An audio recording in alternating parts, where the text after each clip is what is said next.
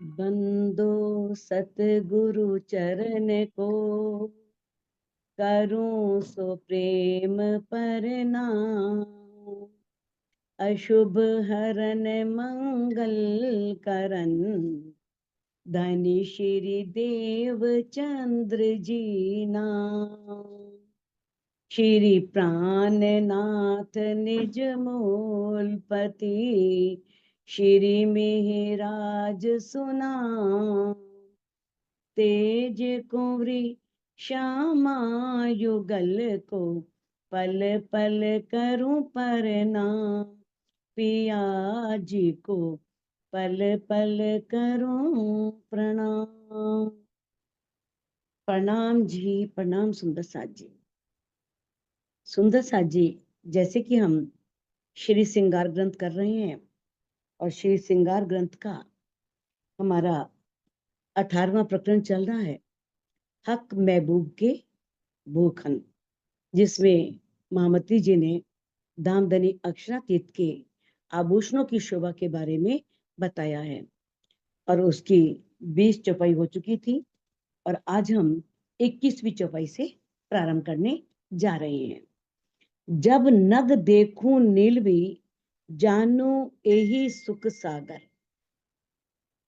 जैसा कि आपने पहले वाली चौपाइयों में भी देखा कि इंद्रावती जी कह रही हैं कि जबकि परमधाम में वाहिदत है, एक दिली है, सबके गुण समान है, सबकी शोभा समान है, लेकिन फिर भी जिस भी वस्तु को देखा जाए या जिस भी अंग को देखा जाए तो लगता है कि इसके समान शोभा कहीं और है ही नहीं, सबसे ज्यादा सुंदर यही है। जैसे पहले आपने हारों के बारे में सुना कि किस तरह से जब वो पहले हार को देखती हैं तो कह रही है कि सबसे सुंदर है, दूसरा देख रही हैं तो कहते लगता है कि ये सबसे ज्यादा सुंदर है। तो इसी प्रकार से अब उस हार में जड़े हुए नगों के बारे में इंद्रावती जी बता रही हैं।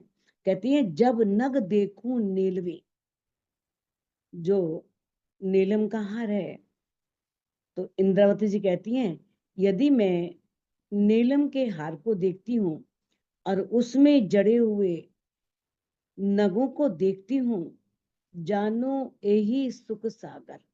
लगता है, ऐसा महसूस होता है कि मानो यही सुख का सागर है, यानी कि हर चीज अपने आप में सुख का सागर है। सागर से उपमा तभी दी गई है क्योंकि सागर में अनंत जल है, अपार जल है, असीम है, उसे मापा नहीं जा सकता। तो वैसे ही इन सुखों की भी गणना नहीं की जा सकती। गुण अनंत है, असीम है, अपार है।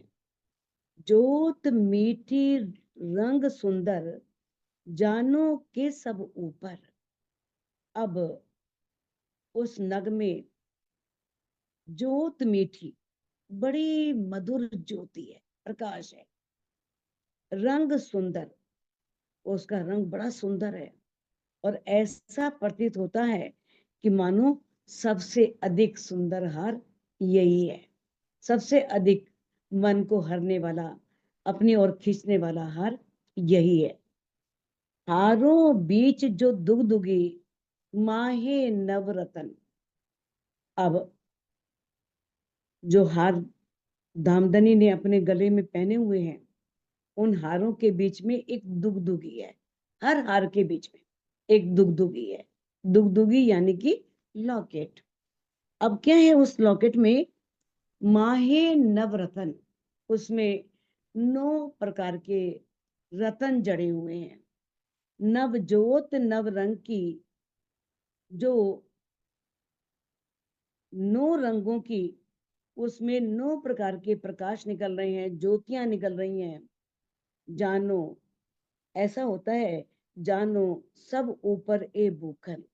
और ऐसा लगता है कि यह आभूषण सबसे अधिक सुंदर है, इसकी शोभा सबसे अधिक है। यानी कहने का भाव यह है, चाहे किसी दुगदुगी को देखूं, चाहे पाक को देखूं, या पाक के अंदर लगी हुई दुगदुगी को देखो, हारों की दुगदुगी को, किसी को भी देखो, तो लगता है कि सबसे अधिक सुंदर यही है, क्योंकि सभी में बहुत सौंदर्य है। तो उसे देख के लगता है कि मानो इसके समान सौंदर्य तो हमने कहीं देखा ही नहीं, सबसे अधिक सौंदर्य इन्हीं में है। ए जोत सब जुदी जुदी, देखिए माहे आसमान। अब इंद्रावती जी कहती हैं, देखिए माहे आसमान।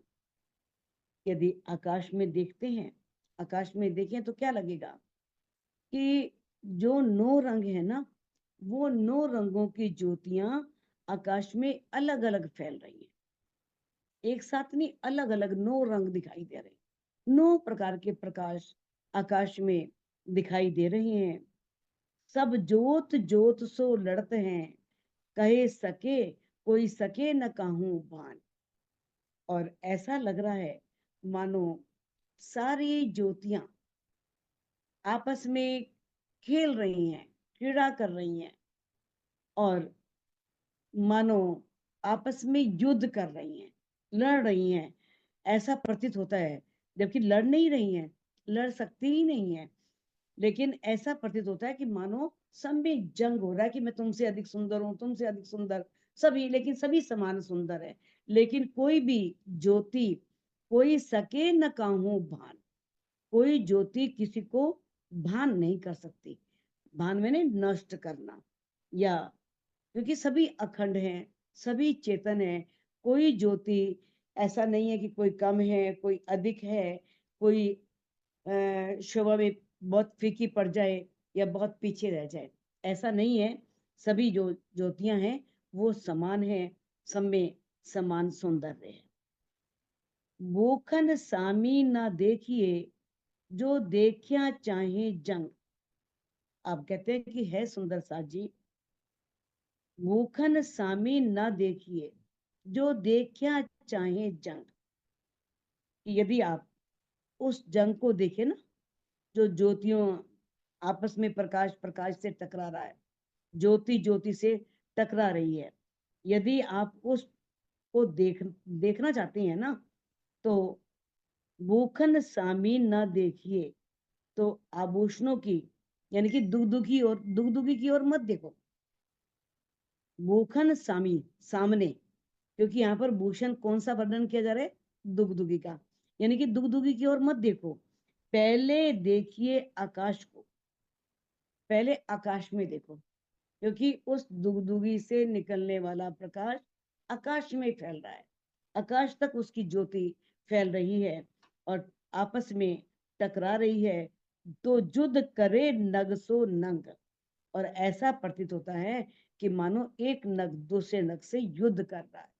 यानी कि ऐसा, यानी कि जैसे होता ना, परम धाम में झगड़ा नहीं होता, प्यार भरी इश्क रब्द, तो ये भी प्यार भरा एक टकराट कि देखो मेरी शोभा कितनी अधिक, जबकि सब बराबर है, कोई किसी को छोटा नहीं दिखा सकता, कोई अधिक नहीं, सब में बराबर बल है, सब में बराबर गुण है, सब में बराबर चेतनता है, सब में बराबर प्रकाश है। तो कोई किसी को पीछे नहीं कर सकता, कोई किसी को हरा नहीं सकता, लेकिन फिर भी ऐसा प्रतीत होता है कि मानो आपस में टकरा रहे हैं, जैसे युद्ध कर रही हैं। जो कदी पहले हार देखिए, तो वही नजर भरे जोत। यदि आप, पहला हार कौन सा है, हीरे का हार।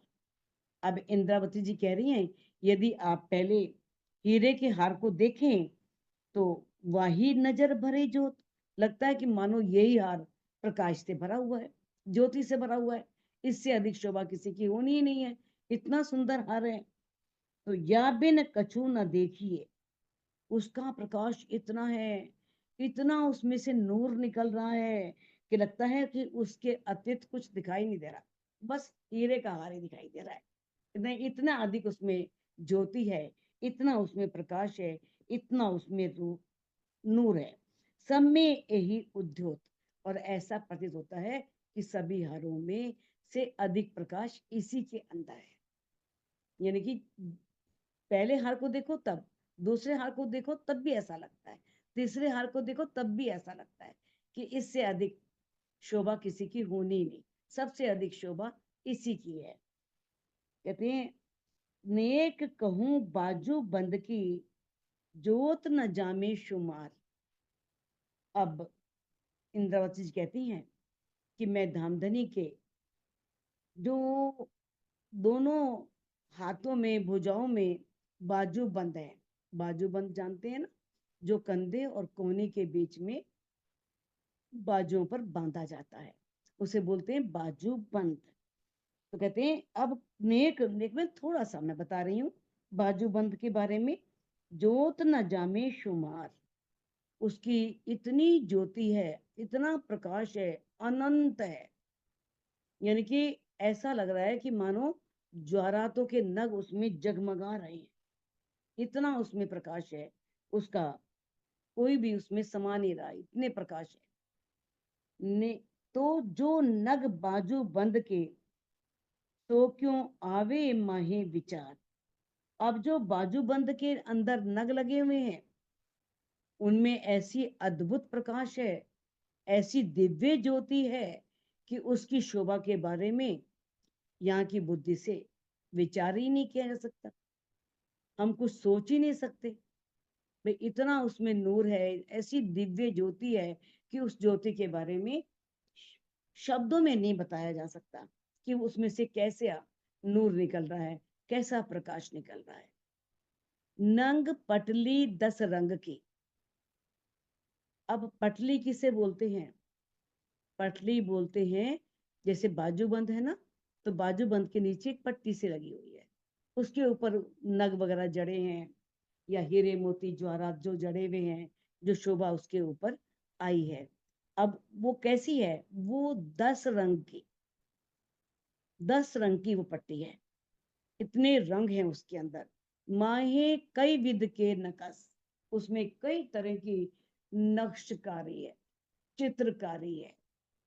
ए सलूकी बेल बूटियां।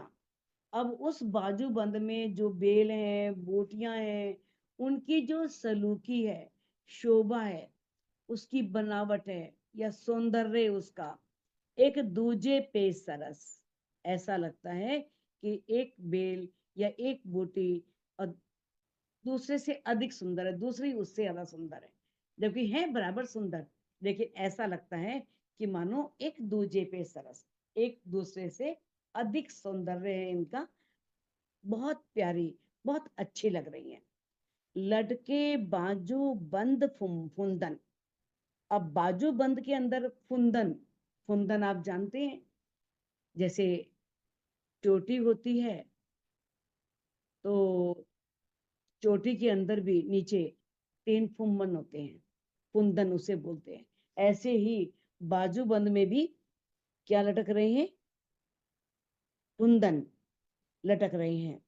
झलकत झाबे अपार, तो उन लगे हुए जो झब्बे हैं, उसकी बहुत जल जलाट है। कई नग रंग एक झाबे में, एक एक बाजू बंद में कई कई नग हैं, कई रंगों के नग लगे हुए हैं। सो एक एक बाजू 4 4, और एक एक बाजू में क्या है? 4 4 झब्बे लटक रहे हैं, यानी कि अनेक रंगों के नग जड़े हैं, एक एक बाजू बंद में 4 4 झब्बे लटक रहे हैं। यानी कि मेरे विचार से, जैसा मैंने देखा, तो फुंदन और झब्बे ये समानार्थक होने चाहिए, समान। यानी कि फुम्मन जो होते हैं वो ही उसी को कह दिया, क्योंकि 4 फुम्मन है उसमें, और वो 4 ही उसके, उसे झब्बे बोल दिया गया। तो उस बाजूबंद में 4 4 झब्बे लटक रहे हैं, और एक एक फुम्मन में अनेकों रंग के नग जड़े हैं। तामे नग कहूं केते जरी। अब बाजूबंद के अंदर जो कुंदनों में किसे कहते हैं? नग कहूं केते जरी, मानो जरी मैंने सोने के तारों में जड़े हुए नग हों, वो सोने के तार से जड़े हों। तिन फुंदन में कई रंग, और उन फुमनों में कई रंग हैं, कई प्रकार के रंग हैं। रंग रंग में कई किरणें, एक एक रंग में कई किरणें हैं, किरण किरण कई तरंग, एक एक किरणों में कई तरंगे हैं। यानी कि एक एक नग में कई कई रंग, एक एक रंग में कई कई किरण, और एक एक किरण में कई कई तरंगे। इतना अधिक उसका सौंदर्य है। ऐसी अलौकिक और ऐसी दिव्य अनुपम शोभा है धामधनी अक्षरातीत के बाजू में बंधे हुए बाजू बंद की। इतना सुंदर बाजू बंद है। बाहें हलते फुंदन लटके, खींचे फुंदन ज्योत प्रकाश। जैसे ही धामधनी अपनी बाहों को हिलाते हैं, बाहें हलते अपनी बाहों को हिलाते हैं, तो नीचे जो फुंदन है वो जो लटक रही है, नीचे लटकते हुए फुंदन जो है, खींचे फुंदन ज्योत प्रकाश। अब उनमें ऐसा लगता है कि मानो वो झूला झूल रहे हैं, झूला झूलने की तरह उसकी शोभा हो जाती है। खींचे मैंने झूला झूलना, फुंदन मैंने फुंदन का, ज्योत मैंने प्रकाश। उसकी ज्योति ऐसी है, उसका प्रकाश ऐसा है कि जब धनी हाथ हिलाते हैं तो फुंदन ऐसे लगते हैं मानो झूला झूल रहे हैं। इस तरह से उसका उनकी शोभा है। रंग रंग में कई किरणें, सॉरी, बाहें हलते ऐसा देखिए, मानो खींचत नूर आकाश। अब धनी जब अपने बाहों को हिलाते हैं, कोई बात करते हैं, इशारा करते हैं, या किसी सखी को बुलाते हैं, जैसे ही अपने हाथों को हिलाते हैं तो फुंदनों में नूरमयी ज्योति का प्रकाश, ऐसी नूरमयी ज्योति का प्रकाश चारों ओर फैल जाता है कि बाहों के हिलने पर ऐसा लगता है जैसे आकाश में नूर ही झूला झूल रहा। इतना नूर, नूर ही ऐसे सारे में, ऐसे नूर सब जगह, जैसे नूर ही झूला झूल रहा हो। इतना नूर है, इतना प्रकाश है, इतनी रोशनी है, ऐसा प्रतीत होता है मानो नूर ही झूला झूल रहा हो। जो पटलियां पहुंची मिने, सात पटली सात नग। पहुंची में 7 पटलियां आई हैं। नीचे जो आगे कलाई के आगे जो भाग है वहां पर पहुंची है, और उसमें 7 पटलियां आई हैं। मैंने 7 पटली 7 रंग, सातों पटियों में 7 रंग है, अलग अलग 7 रंग, रंगों से वो रंगों की शोभा है उसके अंदर। जो सातों नग इन भात के, और उसमें 7 प्रकार के नग जड़े हुए हैं, 7 तरह के, मानो चढ़ता आकाशीय रंग।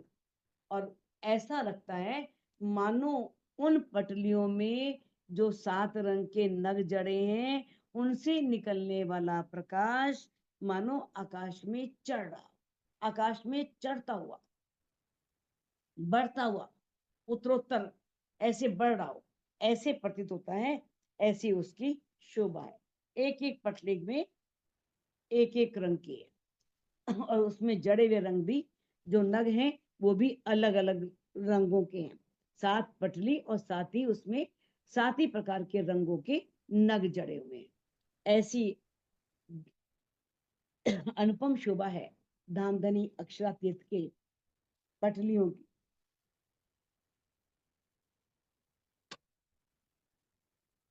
श्याम श्वेत नीली पीली, जांबू आसमानी लाल।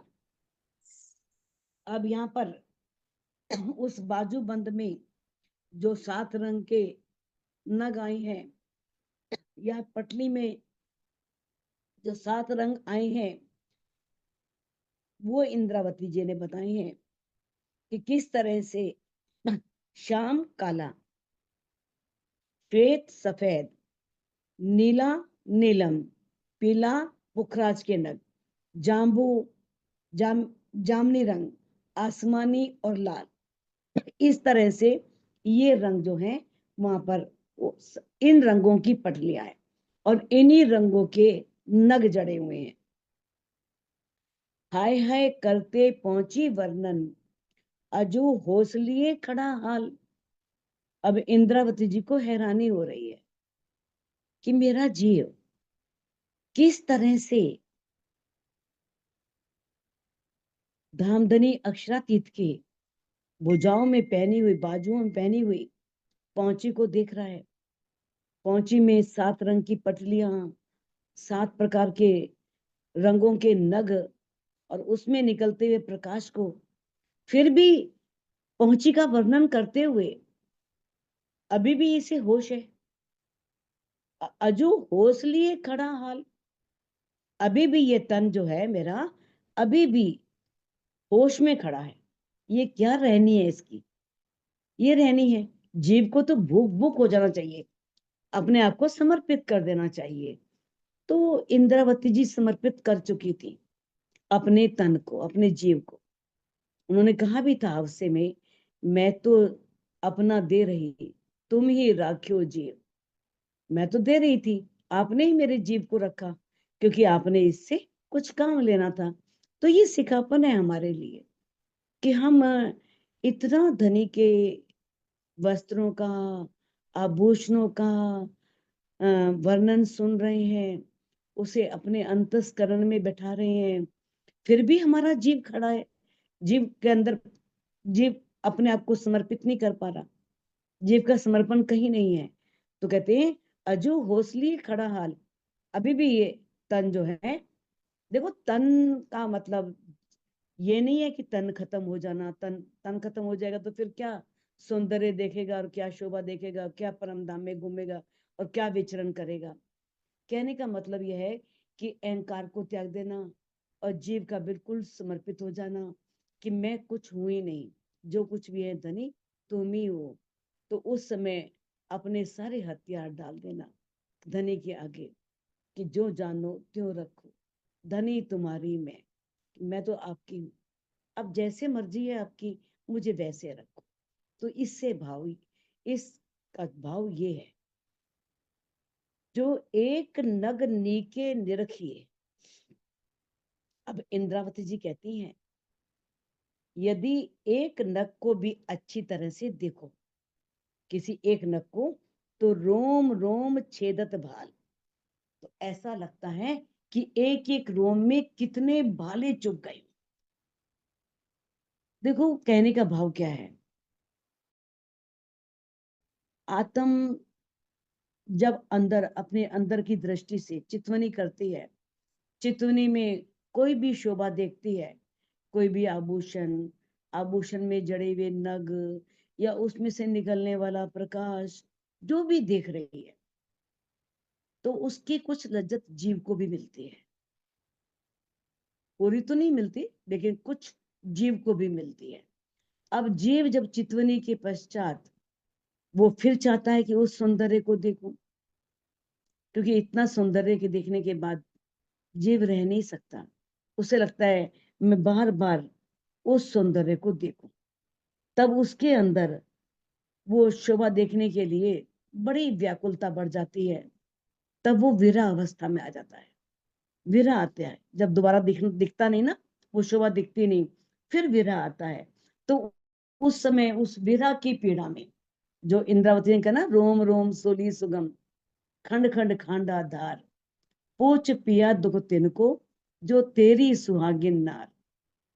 कि ये वो ही बता सकती है जिसने विरह में रही हो, जो तेरी सुहागिन नार विरह में रही हो।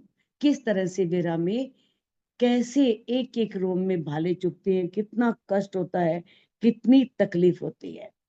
ये तो बाह्य आंतरिक दृष्टि का। लेकिन बाह्य दृष्टि से देखते हैं या पढ़ करके हम कुछ देर के लिए भावमग्न हो जाते हैं, भावलीन हो जाते हैं। तो जब तक शरीर, अंतस्करण और जीव, इनके सारे कार्य स्थिर नहीं होते, तब तक आत्मिक दृष्टि नहीं खुलती।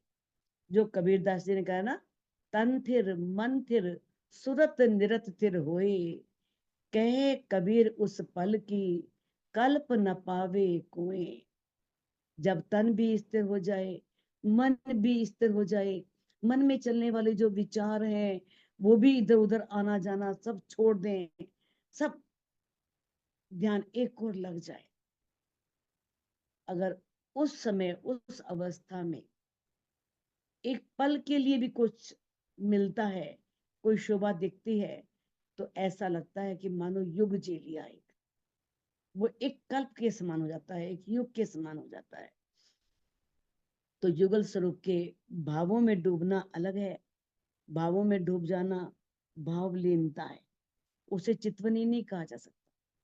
चितवनी जब हम बिल्कुल यानी कि हमारे अंदर कोई भी क्रियाकलाप ना चले, ना तन में कोई हलचल हो, ना मन में कोई हलचल हो, ना मन में कोई विचार आए, बुद्धि अपना कार्य करना छोड़ दे, अंतस्करण विचार करना छोड़ दे, मन चित बुद्धि सब पीछे हो जाए, उस समय आत्म दृष्टि से देखना, यह है चितवनी। अंतस्करण के द्वारा तो चिंतन होता है, मनन होता है या विवेचन होती है, बस उसके द्वारा चितवनी नहीं होती। कड़िया कांडो शोभित तिनकी और जुगत। अब इंद्रावती जी कह रही हैं, धामधनी अक्षरातीत के जो कलाइयां हैं, उन कलाइयों में कड़ियां और कड़े सुशोभित हो रहे हैं। तिनकी और जुगत, अब उनकी बनावट कुछ और तरह की है। आता है ना, पहुंची के बाद काढ़ो और कड़ी। तो बल ल्याए कई दोरी नग, रू निरखे पाइये विगत। अब उसमें कई नग जड़ित धातुओं की, कई डोरियों की, बल मैंने ऐठन, जैसे घुमावदार ऊपर, इस तरह से उसके ऊपर एक बल पड़े हुए हैं, ऐठन है। रू निरखे पाइये विगत। अब उस यथार्थ शोभा को, उस वास्तविकता की शोभा को आत्म दृष्टि से देखकर ही जाना जा सकता है, कल्पना के द्वारा नहीं जाना जा सकता। कैसे उसमें बल पड़े हैं, कैसे उसकी शोभा आई है, तो रू आत्म दृष्टि से ही देख करके उस शोभा की, उस सौंदर्य को वास्तविक रूप में देख सकती है, चितवनी के माध्यम से। ए नजरो नग तो आवे ही, जो आवे निस्बत प्यार। इंद्रावती जी ने इस चौपाई के माध्यम से रूहों को निस्बत की याद दिलाई है। हमने तो निस्बत अपने संबंध माया के रिश्तों में बांधे हुए हैं, मायावी रिश्तों से जुड़े हुए हैं। वो संबंध तो हमको भूल ही गया, जो हमारा परम धाम से अनादिकाल से उस पार ब्रह्म के साथ संबंध है। जब वो निस्बत याद आ जाए ना, और उस निस्बत के प्रति प्रेम आ जाए, या हम उन्हीं बंधनों में, तो हमें वो बंधन याद हैं और उन बंधनों से हमें प्रेम है। याद है तभी तो प्रेम है, उन रिश्तों से हम जुड़े हुए हैं। तो कहते हैं, जब निस्बत प्यार, जब परम धाम के उस मूल संबंध से का प्रेम आत्मा के अंदर आ जाए, तब ये स्थिति होती है। जब तक वो मूल संबंध याद आए नहीं, मूल संबंध के प्रति प्रेम आए ही नहीं, वो रिश्ता तो हम भुलाए बैठे हैं ना। कहते इन नजरों नग तो आवे, ये नग तब नजर आएंगे जब हमें उस मूल संबंध का प्रेम हमारे अंदर आ जाएगा। उस मूल संबंध से हम रिश्ता जोड़ लेंगे, हम उसकी वास्तव में यथार्थ पहचान करके उसके साथ जुड़ जाएंगे। ना तो भूखन हाथ हक्के, दिल कर सी कहाँ विचार। नहीं तो जो दामदनी अक्षरातीत के हाथ के आभूषण है ना, पहुंची है, काड़ो कड़ी है, जो भी उनके हाथों के आभूषण है, वो राज्य के हाथों में जो शोभा दे रहे हैं, दिल करसी कहाँ विचार। फिर दिल कैसे विचार करेगा, किस तरह विचार करेगा। अब इसमें ये स्पष्ट किया है कि परमधाम या युगल स्वरूप का अगर साक्षात्कार करना है, तो प्रीतम का प्रेम होना अनिवार्य है। प्रेम के बिना तो परमधाम में प्रवेश ही नहीं। जबराइल पीछे हट गया था ना, मोहम्मद साहब ने जाना था, किस तरह से धनी ने इश्क का रफ रफ का तख्ता भेजा था। रफ रफ का तख्ता कोई तख्ता नहीं है, उसके हृदय में इश्क भर दिया था। और किस तरह से फिर वो मूल मिलावे में प्रवेश कर पाए थे। अब खिलवत में प्रवेश करना है, परम धाम में प्रवेश करना है। प्रेम अंदर है ही नहीं, बिना प्रेम के तो नो एंट्री, वहां एंट्री ही नहीं है। आप बाहर से बाहर ही वापिस आ जाओगे, या सिर्फ शब्दों के जाल में ही उलझ करके रह जाओगे। तो किस तरह से बताया है कि अगर हम बिना प्रेम के चितवनी करते हैं, वो क्या है, वो तो बुद्धि की दौड़ है। बस समझो, हम चिंतन कर रहे हैं, मनन कर रहे हैं, हमारी बुद्धि दौड़ रही है, तो हम उस स्तर तक नहीं पहुंच सकते जिस स्तर तक हमें मामती जी पहुंचाना चाह रही हैं। उस आत्मिक दृष्टि तब तक नहीं खोल सकती जब तक इन सब से परा नहीं होते और धनी के प्रति प्रेम नहीं आता और हमें अपने निस्बत की पहचान नहीं होती। जुदे जुदे जवेरन की 10 विध की मुंदरी। अब धामधनी के दोनों हाथों में जो 10 उंगलियां हैं, दोनों हाथों की 10 उंगलियां, उन उंगलियों में अलग अलग ज्वारातों की मुंदरियां पहनी हुई हैं, अंगूठियां पहनी हुई हैं। देखो, वाणी की भाषा में जो उंगलियां पहनी हैं उन्हें मुंदरी कहा है, और जो अंगूठे पहना है उसे अंगूठी कहा है। और अंगूठी से मुंदरी को कहा है कि उसका आकार छोटा होता है, हल्का होता है, थोड़ा उससे हल्की होती है।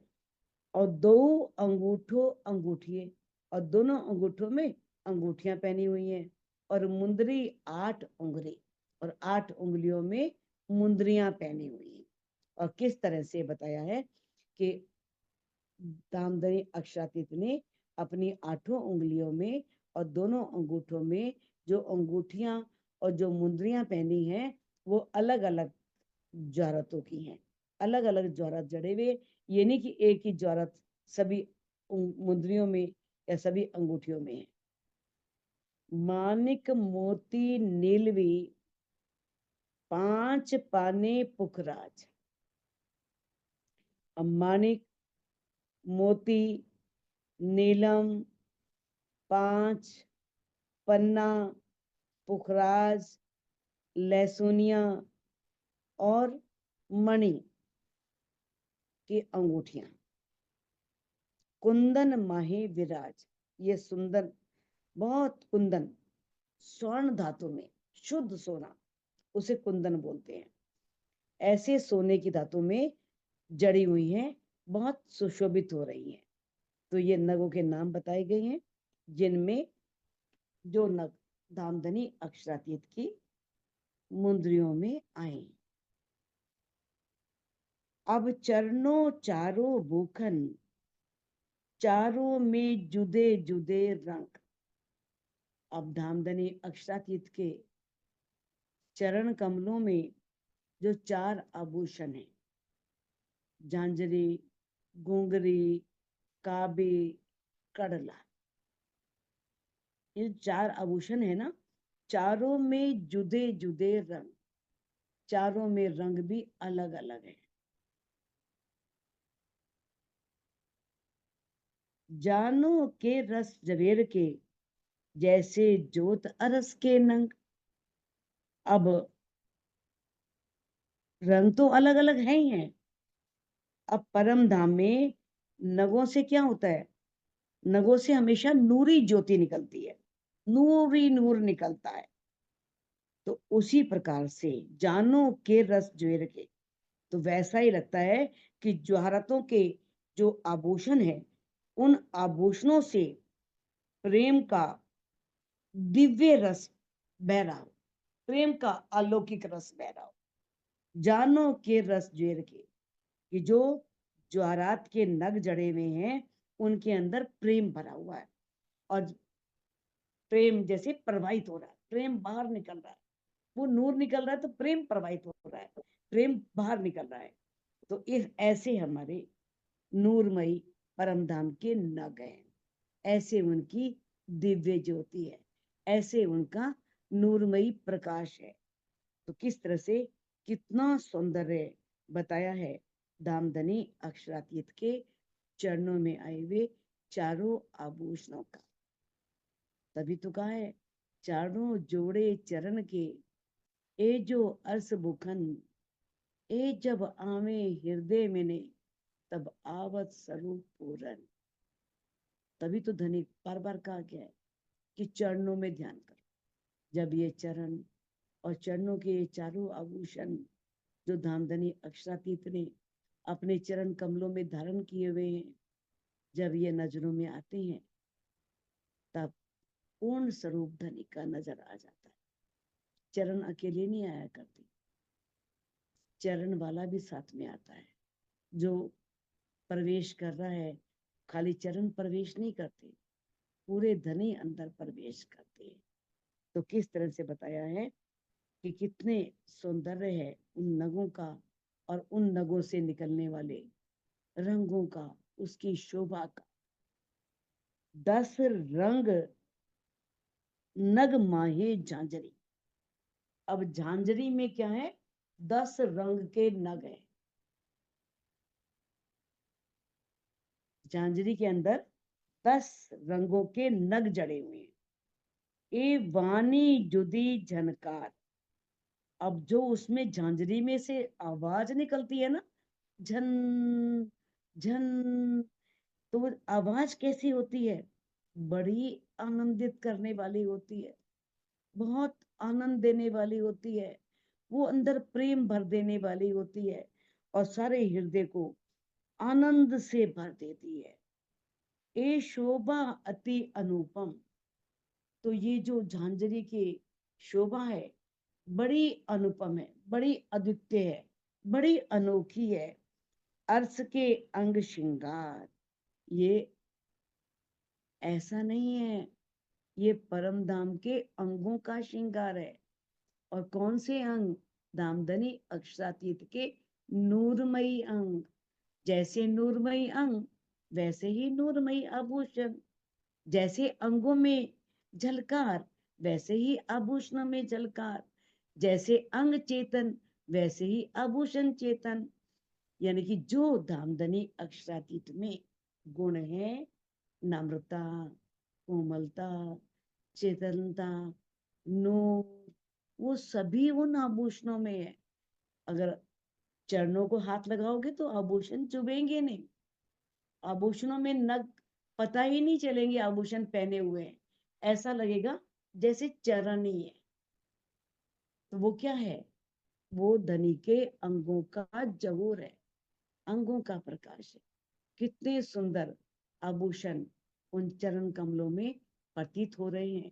तो इसमें मामती जी ने झांझरी की शोभा का वर्णन किया है कि झांझरी कितनी सुंदर है और उससे निकलने वाली आवाज कितना आनंद देने वाली है, कितना सुख देने वाली है। तो सुंदर सा जी इस चौपाई को अनम्यूट करके आप दोहरा सकते हैं। 10 रंग नग माहे झांझरी। 10 10 रंग नाहे झांझरी। ए वाणी जुदी झनकार। ये वाणी जुदी झनकार। ए शोभा अति अनुपम। ए शोभा अति अनुपम। अरस के अंग सिंगार। अरस के अंग सिंगार। बोलो गीतानाथ प्यारे प्यारे की